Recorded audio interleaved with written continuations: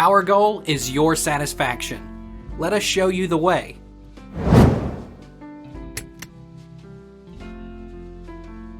Is it safe to put baking soda in your toilet tank? Baking soda's well-known ability to absorb odors in the refrigerator works just as well in the bathroom. If the sight of an open box seems unaesthetic, mix the soda into your favorite scented bath salts. Set the mixture in a pretty dish on the back of the toilet tank. Why pour baking soda in your toilet tank? To that end, when it comes to using baking soda for your toilet, there are two primary purposes: using baking soda to clean and remove stains, and using baking soda to unclog your toilet. Pause and listen to that satisfying fizz for about 10 minutes, then add some elbow grease and scrub all the stains.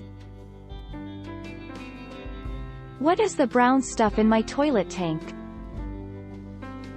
Green or brown stains in the toilet usually indicate lime buildup.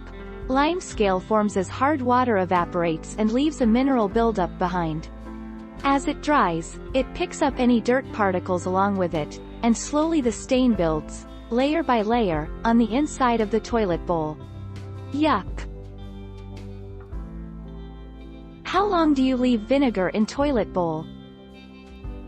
To safely and inexpensively clean your toilet bowls, pour a generous glug of vinegar, followed by a heavy sprinkling of baking soda, into the bowl. While the mixture is bubbling up, scrub the bowl, get under the rim, too. Let it soak for 30 minutes and flush. That's it. Take our lead. Let's help you make your mark.